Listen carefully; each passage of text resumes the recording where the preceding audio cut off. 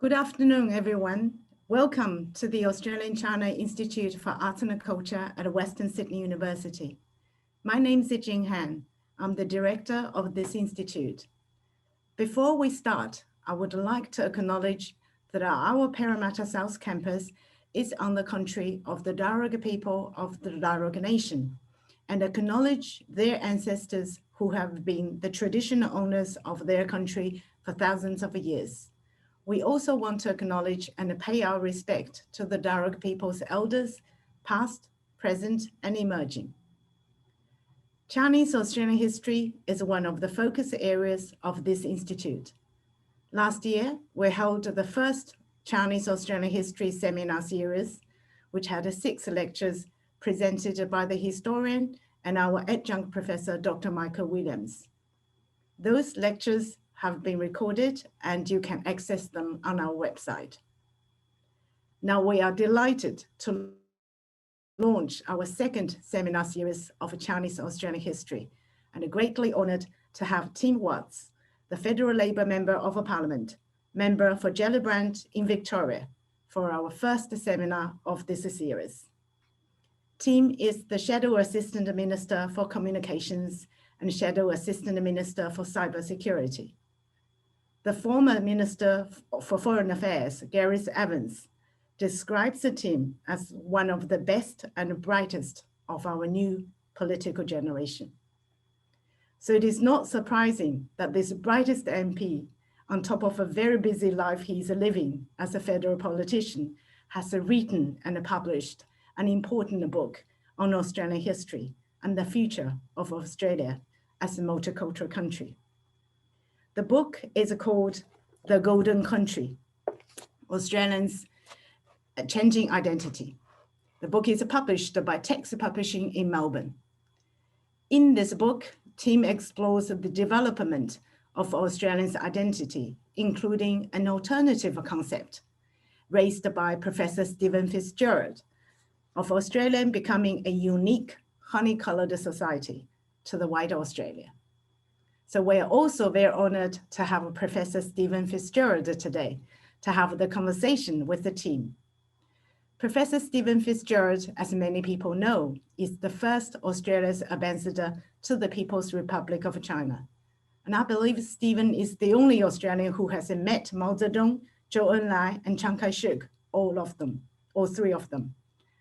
Professor Stephen FitzGerald has since worked in many key roles in developing and shaping Australia's Asian policies and strategies. He's currently the Vice President of the newly established Museum of Chinese in Australia, MOCA. Stephen is also the Adjunct Professor of this institute and Distinguished Fellow of the Whitlam Institute at Western Sydney University. What you may not know is that Tim's book, The Golden Country, has already been translated into Chinese by the renowned Chinese literary translator, Professor Li Yao. The Chinese translation is published by Qingdao Publishing House. And we're today very happy to have Li Yao. Professor Li Yao is linking up with us online from Beijing. Professor Li Yao has translated over 50 books into Chinese. Most of them are Australian novels.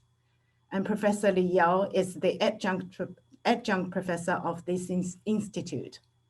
So thanks to Professor Li Yao's speedy and excellent translation, many Chinese readers now can read this book, The Golden Country. Today's session will be run like this.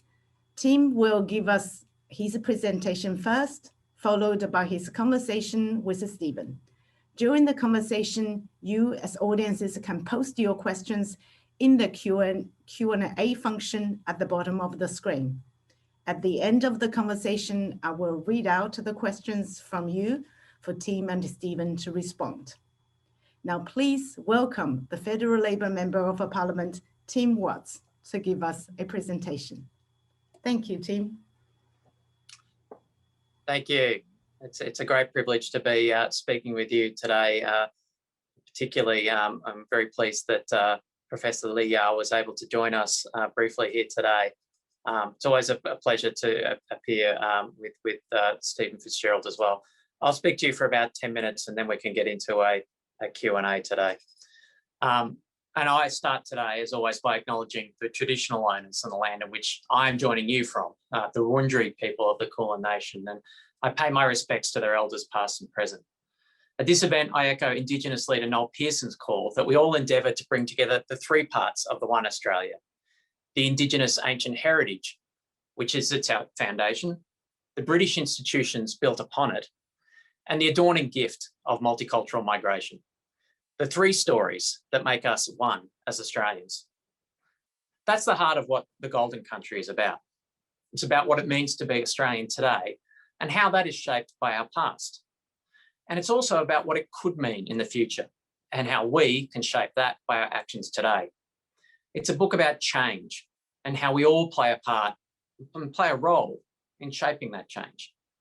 We've certainly seen a lot of change since the first publication of this book in 2019, and much of it has been change for the negative, it has to be said. I see every day the way that what is happening in the big picture shapes individual lives, the way that rhetoric from political leaders filters into community Facebook groups and into schoolyards. And over the past year, the way that the stresses and anxieties of the COVID-19 pandemic and the worsening geostrategic tensions have changed the lives of individual Australians, Asian Australians in particular, and Chinese Australians most acutely.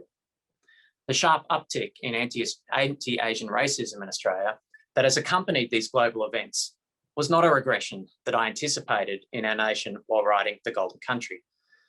It's something that we need to push back against aggressively, in my view.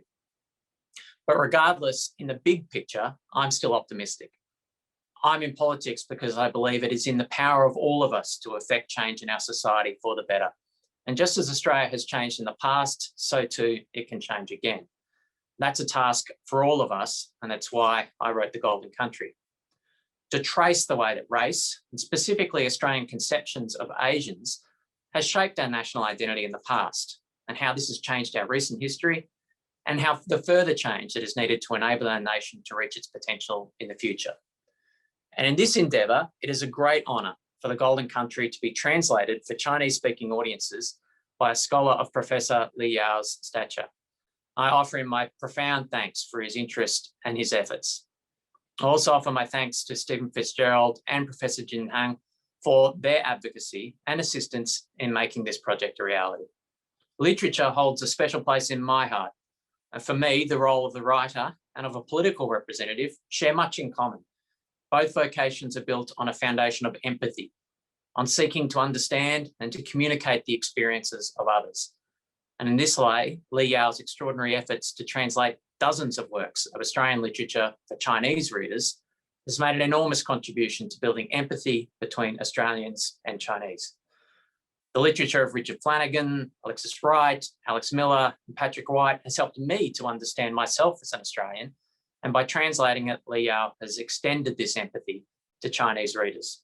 I hope that the translation of The Golden Country can play a small part in promoting greater understanding between Australia and China in this respect. As set out in The Golden Country, Australia's relationship with race, and particularly with Asians, is a complex one. I can think of no one better placed to help Chinese readers to understand it than someone with Li Yao's depth of understanding of Australian culture and eye for literary nuance.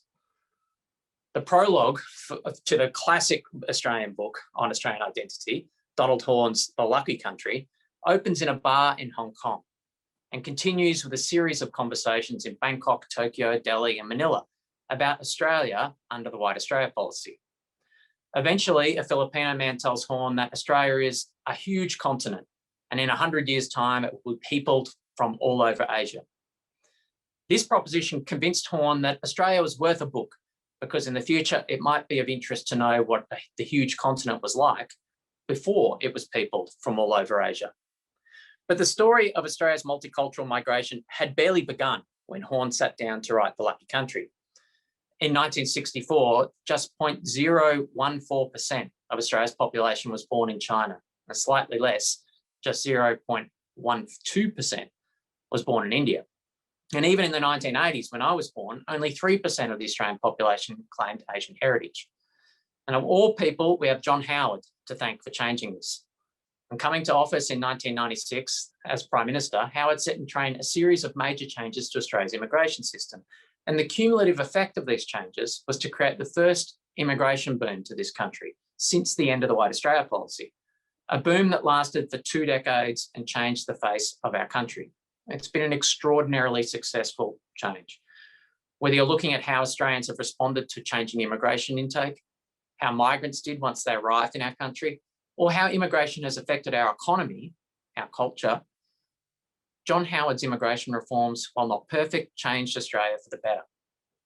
The fact that as a result of this migration boom, the proportion of Australians who claim Asian heritage has grown from around 3% to now well over 14% would hardly be worth noting, except for the fact that for the bulk of the first 2 centuries after European arrival, Australia's national identity was defined in explicit racial contrast to the peoples of the neighbouring Asian nations to our north.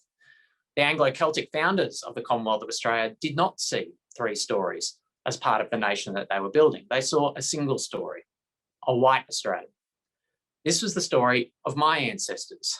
My great-great-great-great-grandfather, Charles Nantes, arrived in South Australia in the 1840s before becoming a councillor in Geelong, where he was an active member of the local anti-Chinese committee. As the Argus newspaper of July 30, 1857 reports, after a public meeting, Nantes' committee presented a petition to the Victorian Parliament, warning that the arrival of the Chinese in Victoria was, quote, fraught with the greatest danger to our social, moral and political prosperity of this colony. The petition demanded that the Parliament immediately introduce the most vigorous measures to check any further increase in the Chinese race in Victoria and effect a reduction of their numbers by imposing such a poll tax on all who may come hither as will induce them to prefer returning to their own country. Now, in response, the Victorian Parliament did impose a tax that effectively prevented Chinese Australians from disembarking in Victorian ports, triggering what is now known as the Walk from Robe, as around 17,000 Chinese migrants were forced to make the journey from the nearest port outside of the state, the South Australian seaside town of Robe, to the goldfields on foot. And this was a journey that I was able to pay tribute to with my children, 160 years later, descendants of Charles Nantes, but also happy, mixed Chinese-Australian family. Nantes thinking that there was something inherent to the Chinese newcomers that was antithetical to the colonial Australian way of life was typical of the time.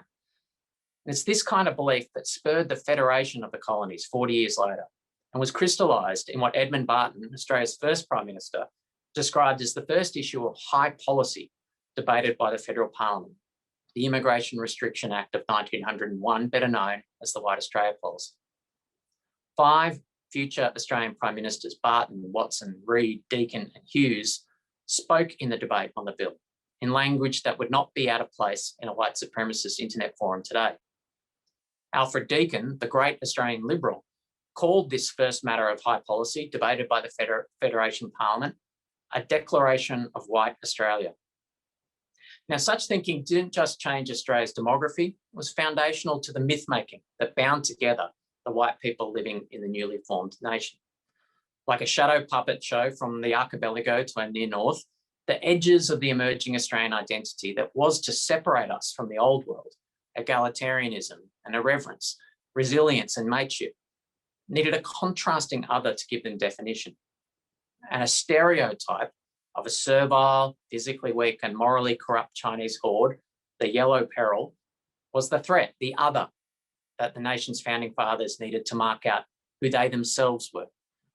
This is the Australia of my ancestors, but it's not the Australia of my family today. The rapidly increasing diversity of the Australian population has been a significant change for our country, given our historical roots, but it's opened up a far greater future for our nation. The problem is that while John Howard set in train these changes to our demography, he also broke our ability to talk about them as a nation. Howard weaponised the culture wars, particularly on questions of race and identity, and paralysed our ability to talk about Australia's changing identity. While he was Prime Minister, Howard once declared that he, quote, knew what an Australian was and always will be. Howard saw no need for what he called a perpetual seminar on national identity because for him, Australian identity was something carved in stone tablets and handed down to contemporary Australians from Sir Henry Parkes by way of the Anzacs and Donald Bradman. It didn't need to change. It couldn't change. It just was. But this vision of Australian identity sells us short. To deny our history, to deny our past failings, is to deny our ability to grow as a country and to take pride in our ability to grow. It denies us a deeper appreciation for the journey of our nation and a bolder ambition for our future. Our failure to tackle the questions of national identity raised by Australia's changing demographics is holding us back from reaching our full potential as a nation. We're still suffering a psychological hangover from a century of nation building in the image of white Australia. So 60 years after Donald Horne published The Lucky Country, we need to ask what Australia is like today, as it is being peopled from all over Asia. My argument is we've become a nation of contradictions. Despite being one of the world's most successful multicultural nations, people of colour still commonly experience racial prejudice and discrimination in Australia. People of colour experience structural racism in our institutions and in our national imaginings.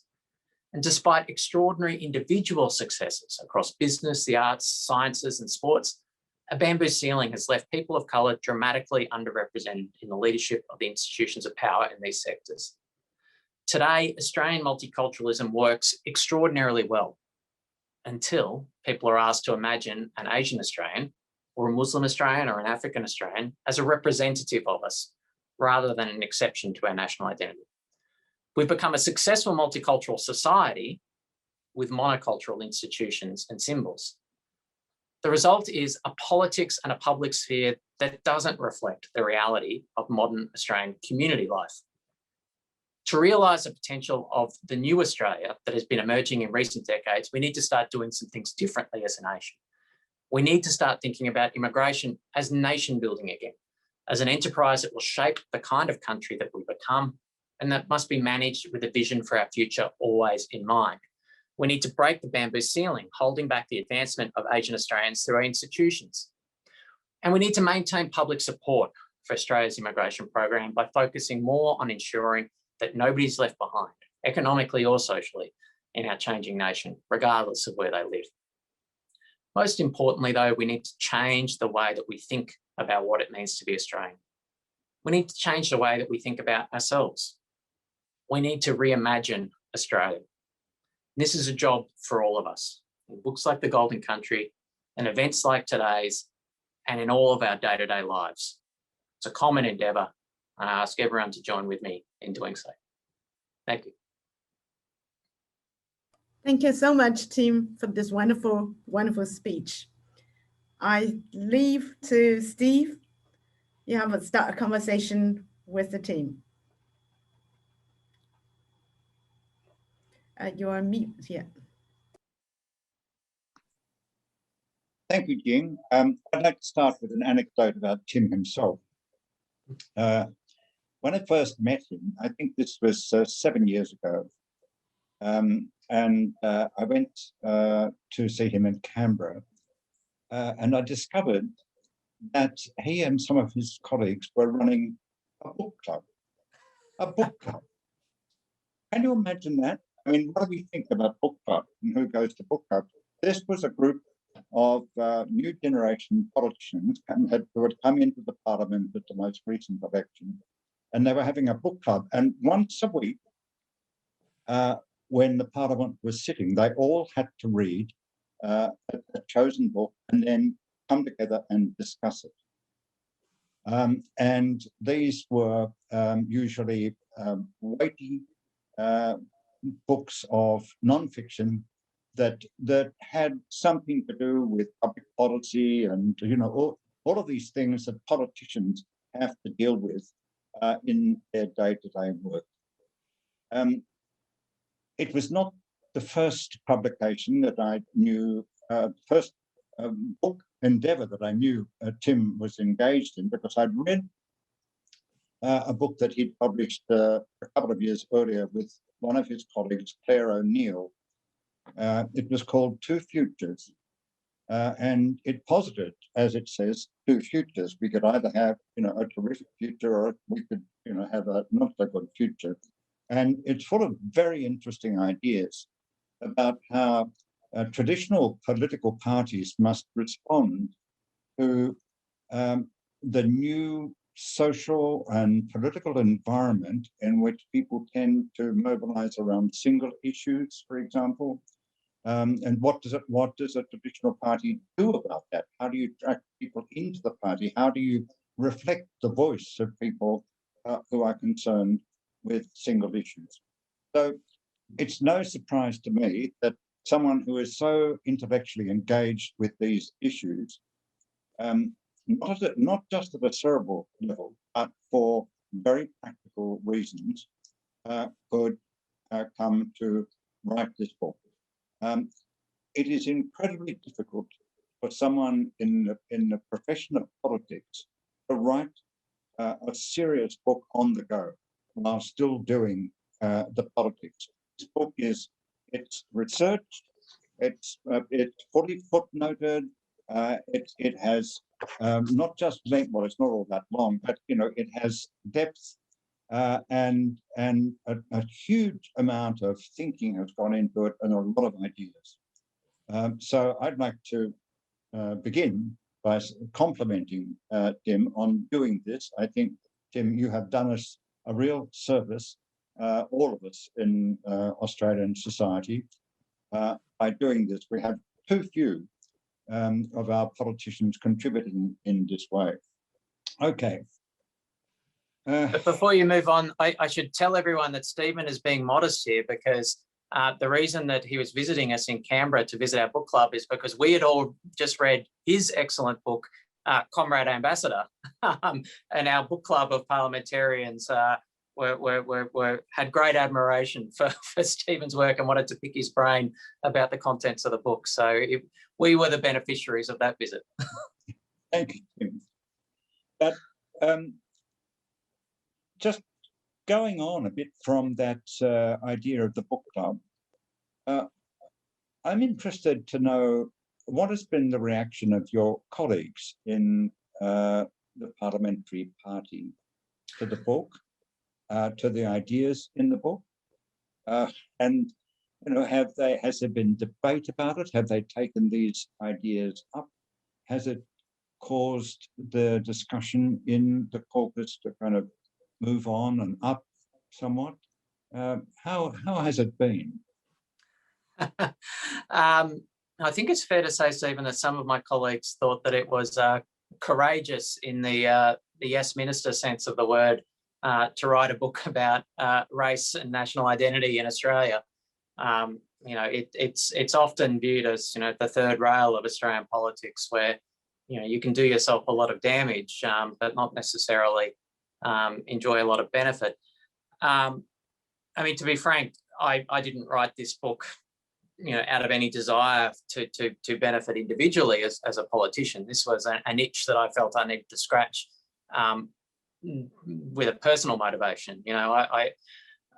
My family as a mixed Chinese Australian family, I really was interested in the way that my contemporary Australian life contrasted with my ancestors' contribution to building a nation. Building a nation that they envisaged would not include my present day family. So, like a lot of books, this is something that was I was compelled to write rather than was writing for a particular benefit.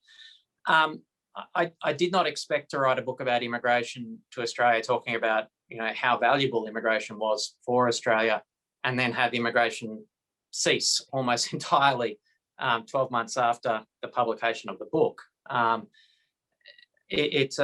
think in that context, that's where it had the most significant impact, because now, you are seeing a lot of people having that conversation around, well, what does it mean for Australia now that the borders are properly closed? And people are starting to get their head around, quite how heavily we have been relying on immigration as a driver, not just of economic growth, but of dynamism in our economy and our culture over the last really 2 decades now. And we see the impact of that in our capital cities today. Like the absence of international students in our capital cities is an enormous impact on not just the economic activity of particularly Sydney and Melbourne, but of the cultural life of the city as well. It just feels different in Melbourne and Sydney at the moment in the CBDs there. So I think in a lot of respects, COVID is that moment of reflection where we think back and think, well, how do we want things to be different after this rupture point? And in that respect, I think a lot of people are looking at some of the issues that I raise in the book where we maybe haven't got the balance right on immigration. So, a too great a reliance on temporary immigration without, firm pathways through to permanent residence and citizenship, not thinking about immigration in terms of nation building, where we need to be investing in people as soon as they get to Australia, because the reality is that the majority of Australians that become citizens through permanent residence originally arrive here on a temporary visa and spend an extended period of time here on a temporary visa. And if they are not living in Australian society on fully equal terms, if we are not investing in them as future Australians, there are very significant implications for our society from that. So I think that's probably the area that it's had the greatest impact. I do know, for example, that Christina Keneally and Andrew Giles, who are the two responsible portfolio ministers in our shadow executive, have both read the book. I've had long conversations with them about the implications of that for their portfolios. So in that specific area, I know it has an impact. I'm very pleased that you remain an optimist despite what happened in the period. Well, at times it is difficult to be an optimist when you see some of the things that have been happening. But I would question you a bit on whether it has actually entered the public. In his endorsement of your book, Gareth Evans writes that this is a book to ignite a long overdue national debate. And yet I don't see that debate happening, a big national debate about this. It may be going on in various communities and at lower levels and between all kinds of individuals across the country, but it has not managed to inject itself into the national debate. So why do you think that is? I mean, what's going on here? I think part of the answer to that might be the timing of the book. I mean, it was released shortly after the 2019 election, and people were looking for explanations of why Labor had lost that election at the time, and this was not a book about that. This is not a short-term book. It was a big picture book. I mean, to be honest, there's a big part of me that was a bit surprised that it didn't kick off a bigger debate. I thought that I was taking some risks in the arguments that I was advancing in this book, and I didn't pull any punches in saying what I thought. But you're right, it didn't sort of trigger the kind of reaction to, for example, when your book, It's Australia, an Asian Country, came out, there was a back and forth going on at that time in a way that sort of hasn't happened more recently. I mean, part of the explanation, I think, as well, is that COVID has just overwhelmed everything more recently, the implications of that. So, but yes, I mean, I can't speculate as to why it didn't have a greater impact at initiating that national debate. Yeah, because I share Gareth's view. I mean, it is a book that really ought to do that. Just to go back to my question about discussion within the Parliamentary Labor Party, part of the reason I asked that is, what do we do now? We've got this situation. Let's focus on the issue of the rise of anti-Asian racism. And of course, there's the wider context which is dominating the debate, which is our relation to China. But what can we now do to to stem that tide and to try to turn it and to prevent this affecting, ultimately affecting social cohesion. Already, as we know, it is affecting our Asian Australians and particularly Chinese Australians. If I may just say here, last night, Jason Yat-sen Lee, who will probably be known to many of those who are engaged in this webinar, he gave a lecture for China Matters. And in it, he tried to reach down into the question of being an Australian, but also of Chinese heritage, and what this meant for identity, and in a personal sense, and for his family, and for us all. But the point that really struck home to me was that he said how difficult it was for him to do that, to surface all of this stuff about who he was and where he was coming from. Now, this is really disturbing. I find if our society has come to a point where someone of his intellect and capability and prominence, experience, if he feels it is difficult, even feels inhibited about doing that, what does this say about our Chinese Australians as a whole? So what are we going to do? A simple question. Yeah, I mean, it really pains me to hear that as well. Jason's a good friend of mine, and I've had conversations with him about this at length, as I have with other people in left politics,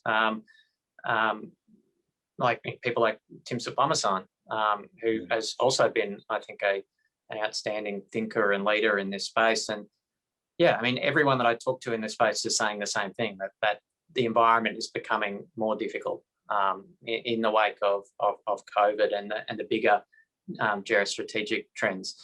I suppose I'd say two things about this. One is that we're really not alone in this space for seeing these trends in our society. So Kevin Rudd at the Asia Society is leading an initiative to fight anti-Asian racism across Western societies that the Asia Society operates in. So, we've seen this has been an acute issue in the United States as well. There have been flare-ups in Canada too, and we've seen it here. And as I was saying in my introductory remarks, I'm always really acutely aware of the way that the rhetoric of big picture debates filters into the lived experience of people in our communities. And, to be really frank about this, I think a big cause of what we've seen in worsening anti-Asian racism in the Western world in recent times has been caused by President Trump, whose rhetoric has been deliberately inflammatory and has deliberately stoked those tensions. And I think given license to the expression of that prejudice in a way that hasn't existed for a long time. He sort of uncorked the genie from the bottle in that respect. So if that's a diagnosis, I think it's also an indication of what the solution to it is, and that's political leadership. We need political figures out there, putting that genie back into the bottle, and really making a positive case for our diverse, open, liberal society. This is the strength of our society in particular, but I'd also say American and Canadian society, and that we embrace diversity, we benefit from diversity economically, culturally, and in our individual lives. But we really need to hear our political leaders saying that. And I think, at times that message has been said, but not consistently enough. And again, not in the way that, it can't just be saying that bigotry and prejudice and racism is wrong. I really think it needs to make the case that, the opposite to that, the inclusion and the diversity that our open societies are based on is to all of our benefits. And that's a real that was a real objective of the Golden Country. I really wanted to set down on paper just how successful Australia's open, diverse society has been. I mean, it's something that we really can celebrate and be proud of. And, you know, if you frame it in those terms, I think, you know, it's something that people can attach themselves to feel good about. That's a more powerful way of rebutting it than just sort of finger wagging. I agree with you on that, and I'm struck by how we seem to, or the political leadership seems to have totally lost that idea of a narrative around immigration and multiculturalism. When in the late 80s, I did an inquiry for the Hawke government into our immigration policies and went back into it. What was very evident from the beginning of our immigration policy in the post-World War II era was that governments recognised that you can't just bring a whole lot of people into a country and dump them down and expect them to make it, and expect the people who are already there to understand and accept it. You had to bring people along with you. You had to have programs of education. You had to ease the transition for those coming in and those who are already here. And that was for Europeans. It continued on into the 60s and then on through until around about the 90s, the middle of the 90s. And then these messages seem to have fallen away. And I agree with you, they have to be constant, they have to be positive, and they have to give the context. As we say, I mean, job creation, I mean, the benefits to Australia, the huge benefits. The other dimension of this, of course, is that we're not actually using the benefits that Asian immigrants bring. We're not, I mean, you mentioned, you know, the glass or bamboo ceiling and so on, and but it's, in a way, it's more self-defeating than that, because all of these Australians would be of immense benefit to Australia in the way we conduct our relations with Asian countries. If they were in the right positions, if they were in positions of influence where they could speak on behalf of governments and so on. But the fact is, we're not using them, and we don't recognise them. We don't give them the same parity of esteem that we give to white Australians. Now, of course, the same applies to Aboriginal Australians. I mean, that situation has been, you know, worse from the very beginning.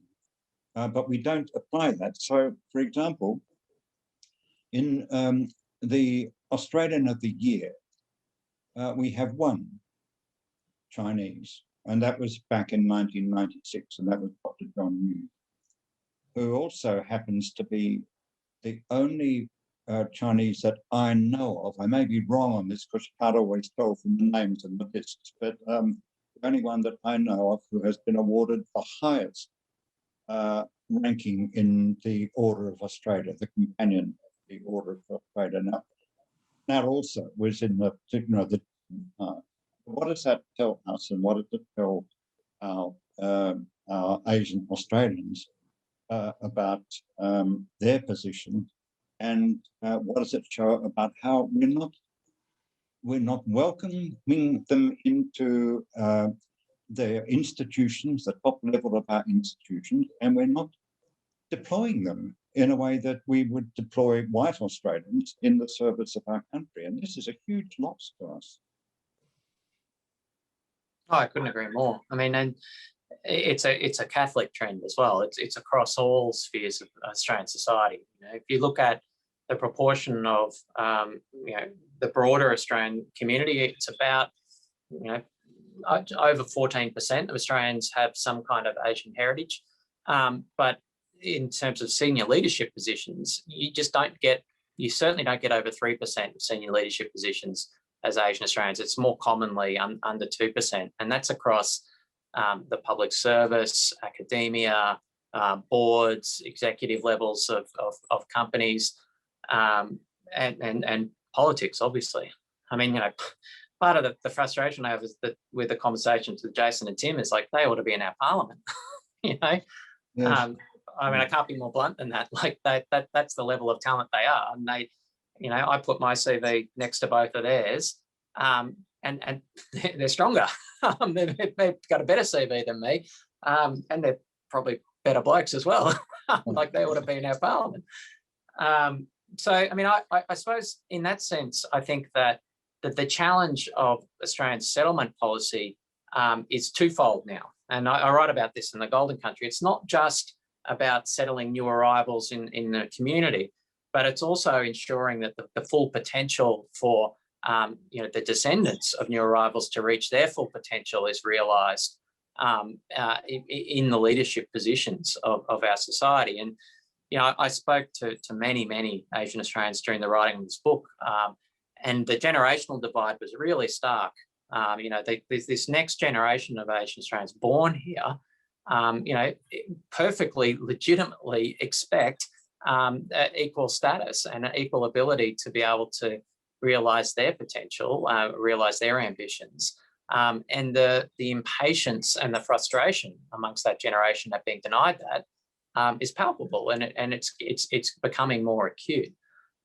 So I really think that we need proactive government policy and leadership in this space about breaking the bamboo ceiling and creating those opportunities. Because as you say, we all suffer, we all lose out as a result of this squandered human capital in our society.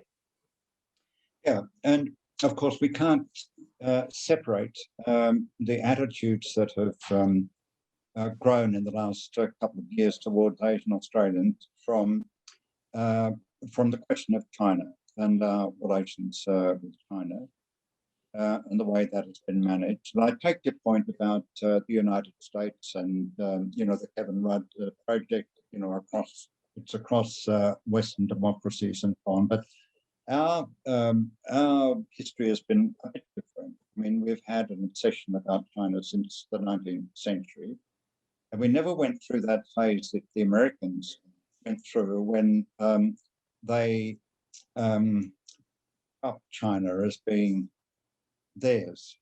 And as a result, when the communist government came to power, there were lots of recriminations about how we Americans lost China. So we never had that love affair with China that the Americans went through. It remained pretty much the same narrative all the way through, and it got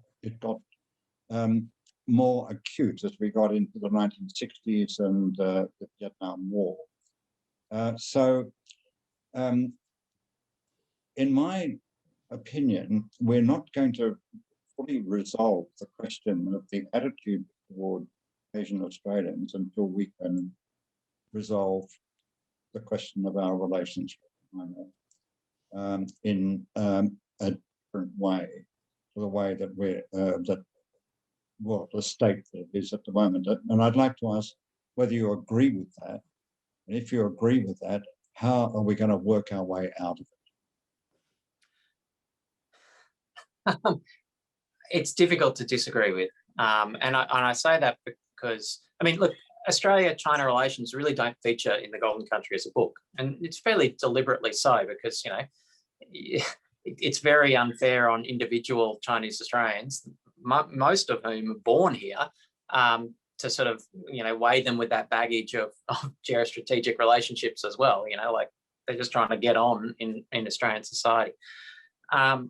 But the nature of the relationship between Australia and China will always be a backdrop, I think. And we saw that, I think, most acutely in the recent parliamentary inquiry into, Australian diaspora communities, where another good friend of mine, Osman Chu, was asked to denounce the CCP before he could asked by an Australian senator to denounce the CCP before he can express a view on the prospects of diaspora communities in Australia.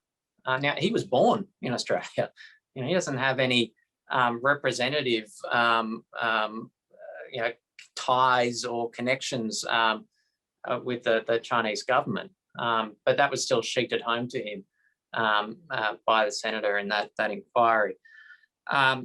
So I think as a general principle, we ought to always make the statement that, you know, Chinese Australians should not have to answer for the relationship between Australia and China. I think it's important to reiterate that.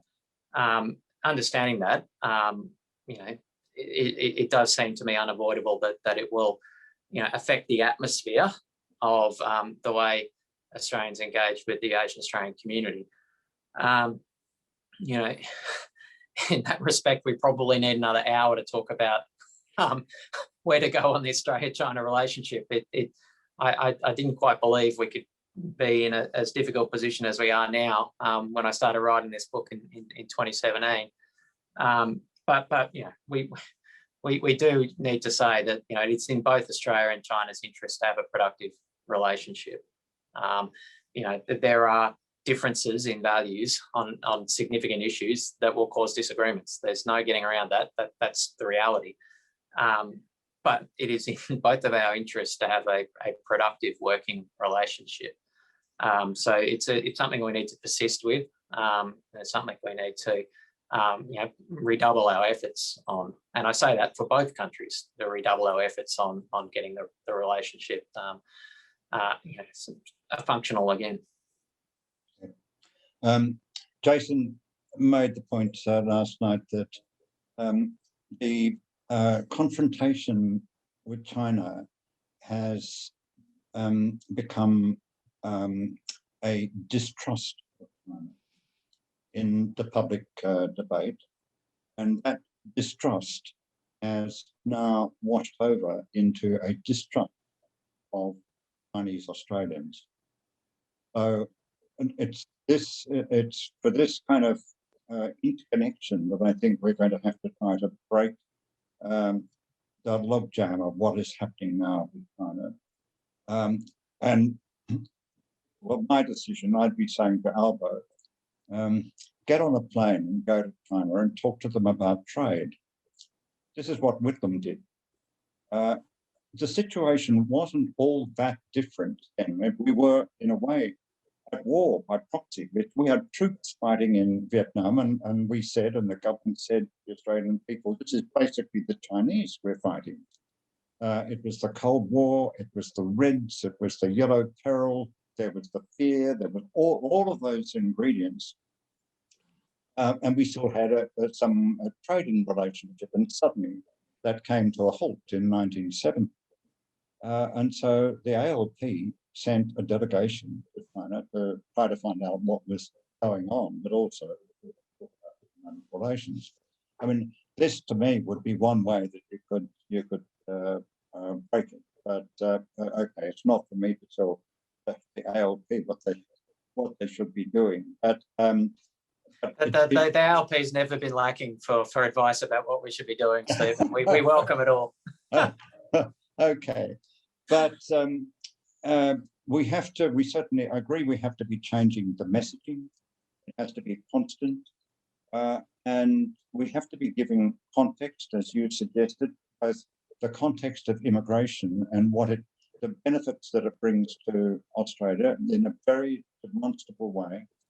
And we have to be giving context in the way that Jason talked about last night, the personal, the family context. He talks about growing up, where, played cricket in the street and, did all of those things that any Australian might experience growing up in the Australian suburbs. So we have to do all of that.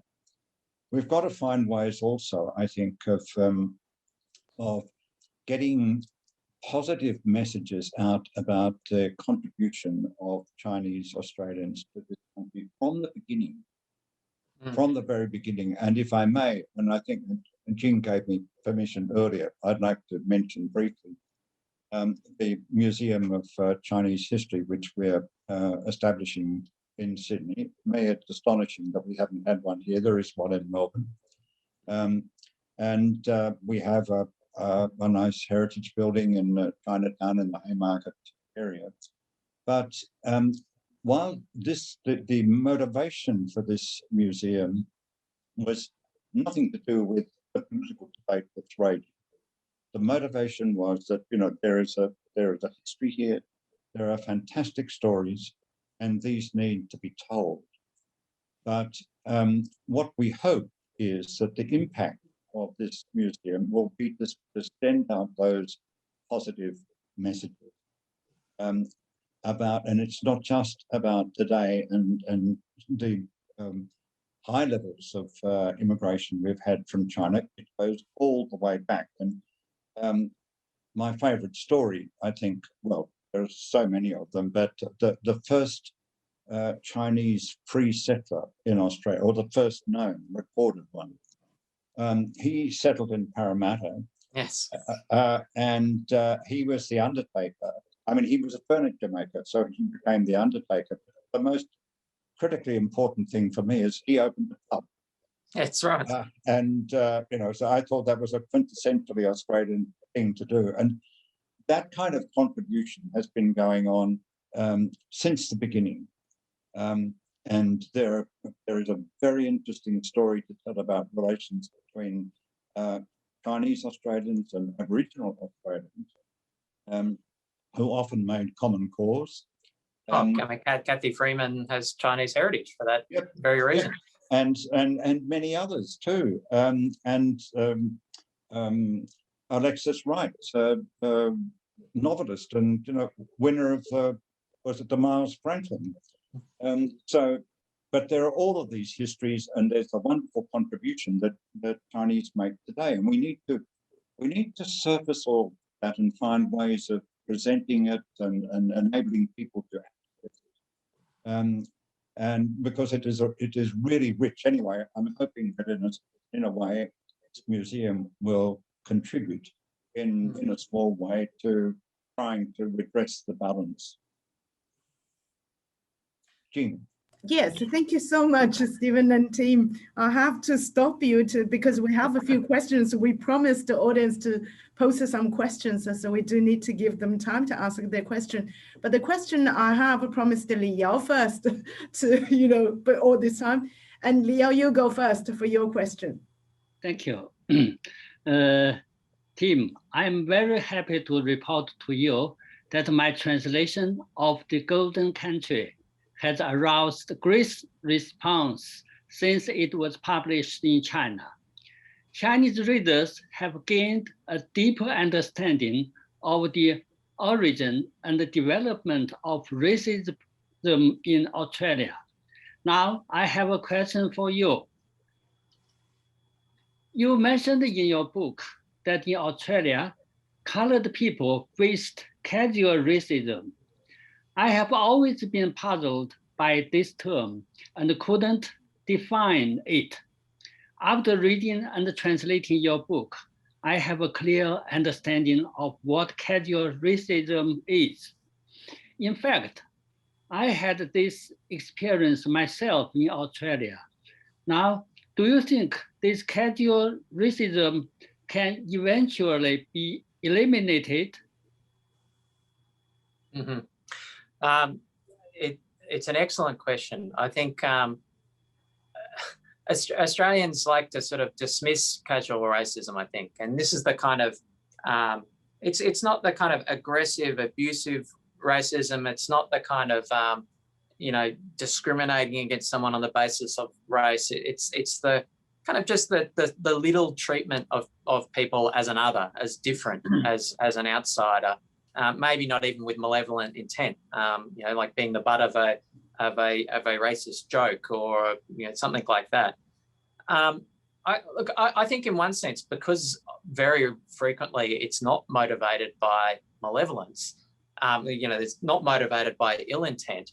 A lot of the time, it can be the easiest to address, and that if you call it out, if you surface it, if you say that, you know, this kind of casual racism, you know, alienates people, makes people feel disconnected, makes people feel like an outsider in our community, so don't do it. You know, I think in some ways, it's kind of the easiest type of racism to address. We had a great example of that recently. There used to be a very popular television show in Australia, Hey, Hey, It's Saturday. You know, sort of a zany comedy music type show. And in retrospect, there's a lot of casual racism on that show.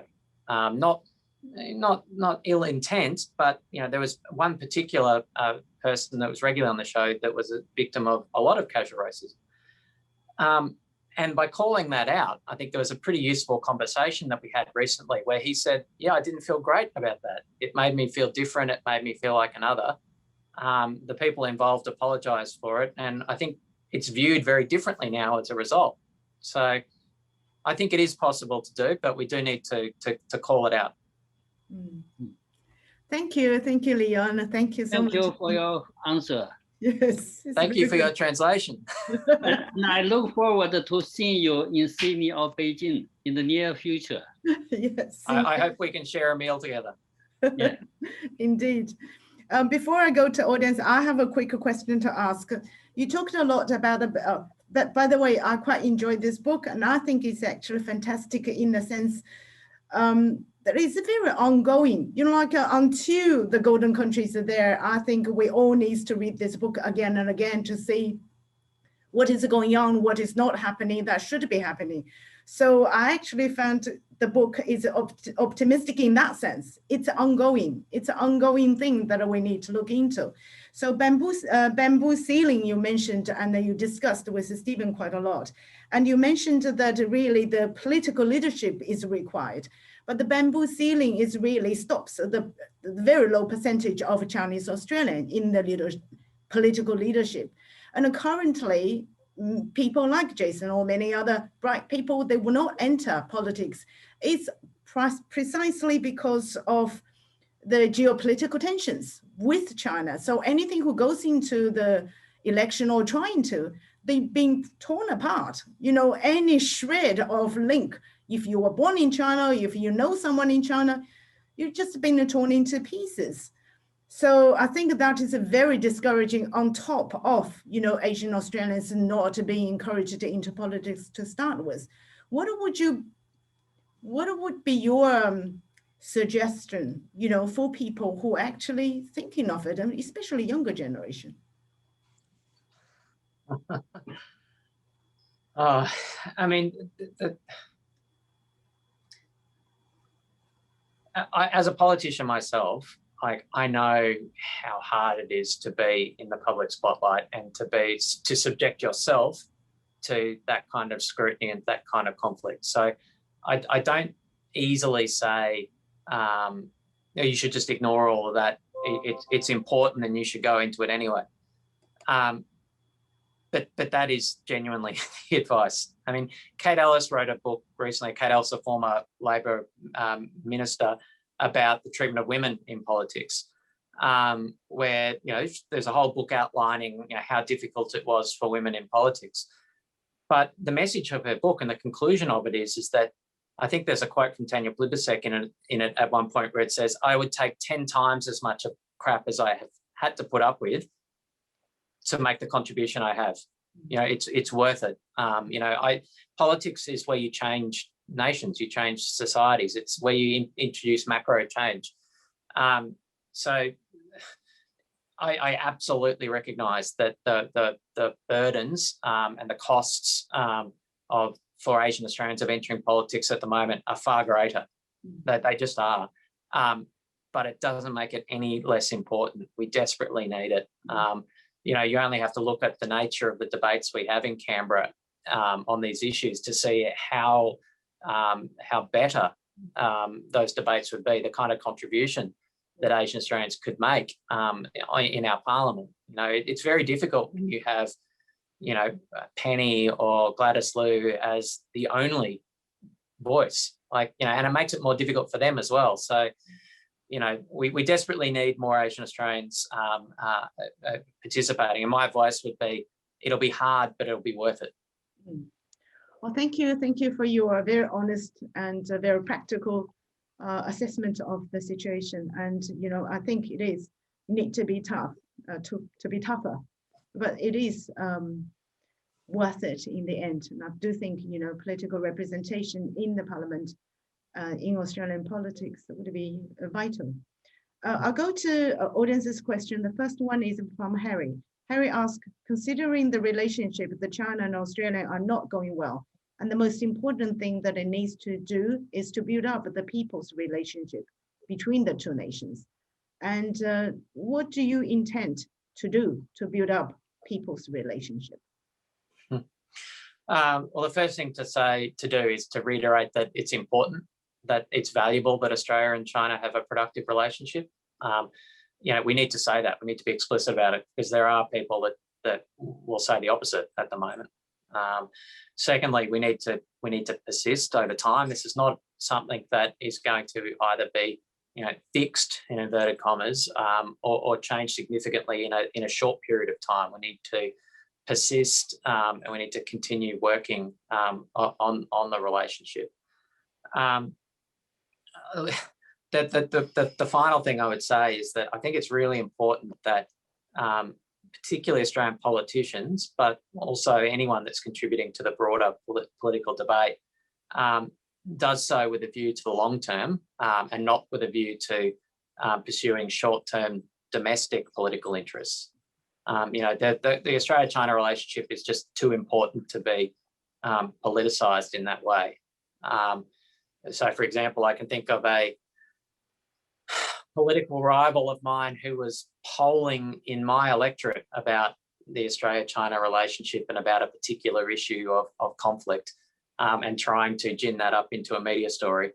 I didn't engage with that at all, despite significant provocation, but because I just think fundamentally the issue is just too important. The relationship is too important to allow it to be subsumed into the day-to-day domestic political debate, short-term political debate. Thank you. And the next question from Wendy. And Wendy asks, do you think there is a generational shift? And Wendy, so heartened, but the younger generation speaking up when so many of us arrived earlier would not be, to avoid being the small targets. And how do you think we can help with the leaders of the future, being this younger generation? That was one of the biggest takeaways from writing this book to me. I mean, speaking to an older generation of Chinese Australians, I particularly think of a conversation I had with Tony Ayres, who's one of Australia's great filmmakers. And Tony sort of talked about, as a kid, not feeling like he belonged either in Australia or in Asia, that he was sort of an outsider everywhere and didn't belong. And he said that now he views the generation beneath him, the thing about them is that they don't accept that white is the default. They've got a language for talking about where they fit into Australian identity that he didn't have. And I mean, there's just so much activism, political activism, cultural activism amongst the current generation of young Asian Australians. It's impossible not to be, inspired and optimistic about that. I mean, a big message in my book is that, people like me need to create space and a platform and sort of shut up a bit to enable those people to speak and to really shape that new Australian identity that they're contributing to themselves. Given the time, we will just give the last question, if we understand the question from Taifeng, and she or he said, Peter Stevenson argues that exclusion of Asians was foundational to building Australian national identity. I note in your linguistic navigations today that there seems to be a we and them binarism, where the distance of Chinese, Asian, Australians is seemingly emphasized from the position of you both inhabit. Is this not a reflection of Stephen's argument? I want to note that there are Chinese Australians watching this seminar. Are we not present here for you to talk to us? Yes, 100%. The electorate that I represent is incredibly diverse, and it's interesting. Like, you'll meet people who when talking to me, will describe themselves as Vietnamese. When talking to other Vietnamese Australians, will describe themselves as Chinese. But when they're in Vietnam, will describe themselves as Australian. So that kind of identity is often contextual. But the whole point of the Golden Country is to make that argument that, you know, we have that kind of psychological hangover of thinking of Asians as the other, because, you know, we had 100 years of defining what it meant to be Australian through the exclusion of Asians. You know, we're still developing that kind of mental mind map of viewing an Asian face and thinking Australian, not thinking other. But, you know, it is an absolutely vital national endeavour to persist through that and to embed that, because, you know, we're all suffering from this psychological hangover. You know, it's important that we get through this to the other side, otherwise we'll never reach our potential as a nation. Well, we are way past of the 5, but you know, we can go on talking. This is so interesting, you know, so many things that we would like to discuss. So I would like to thank team so much for your book and for this talk. And thank you so much, Stephen, for your conversation with the team. And thank you, Li Yao, to join us from Beijing. And, you know, for anyone, I really recommend this book. And if you read Chinese or you read English, both are there. And it is very readable in the sense it's very interesting and it's really keep you going. And it's really very good book. And thank you, audience, for coming to this session. And I hope to see you again. So good evening. Thank you. Bye.